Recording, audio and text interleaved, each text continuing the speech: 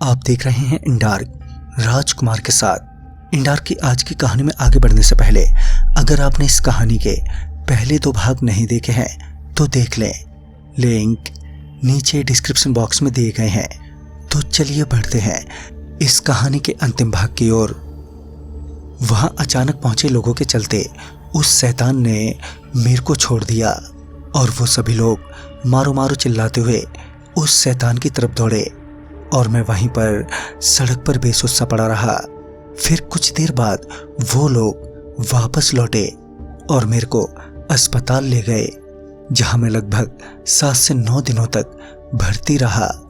अस्पताल से छूटने के बाद एक रोज वही आदमी आया जो मेरे को उस शैतान के मुंह पर छोड़कर आया था, मगर उसकी हालत इतनी बुरी थी कि उसे देखकर ऐसा लग रहा था कि अब वो शायद ही ज्यादा दिनों तक जी पाएगा।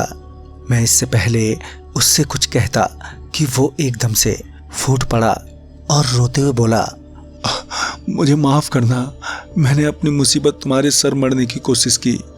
दरअसल उस रात जब हम दोनों बिजनोई नगर जाने वाली बस की ओर बढ़ रहे थे तो मुझे सड़क के दूसरी ओर कुछ चमकती हुई चीज नजर आई और मैं जैसे ही उस चमकती हुई चीज के करीब पहुंचा तो एक बेहद काला सा बच्चा था जिसके हाथ में वो चमकती हुई चीज थी।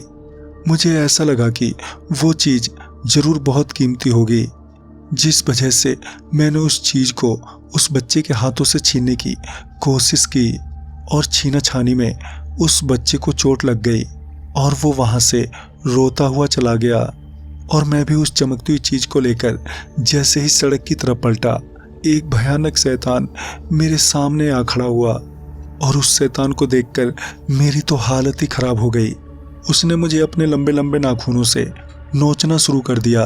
वो मुझे जान से मारने ही वाला था कि मेरे मुंह से ये निकल गया कि मुझे छोड़ दो, उसके बदले में जो तुम कहोगे वो मैं करूँगा। मेरी बात सुनने के बाद उस शैतान ने कहा, ठीक है, जब तक तुम मेरे लिए दूसरे इंसान लाते रहोगे तब तक ही तुम जिंदा रहोगे। मुझे लगा कि वहां से निकलने के बाद उस शैतान से पीछा छूट ही जाएगा, मगर ऐसा नहीं हुआ। वो शैतान कभी भी कहीं भी मेरे पास आ जाता है और इंसान लाने को कहता है, और मैंने अपनी जान बचाने के लिए ही तुम्हें उस शैतान तक पहुंचाया था। मगर अब मैं बहुत थक चुका हूँ, अब मेरे से नहीं हो पाएगा। इन दिनों मैंने जितनों को भी उस शैतान के मुंह में ढकेला, उन सभी की आत्माएं अब मेरे पीछे पड़ी हैं।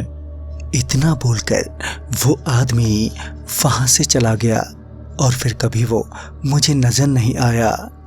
तो दोस्तों, इस कहानी में बस इतना ही। तब तक के लिए बाय एंड टेक केयर।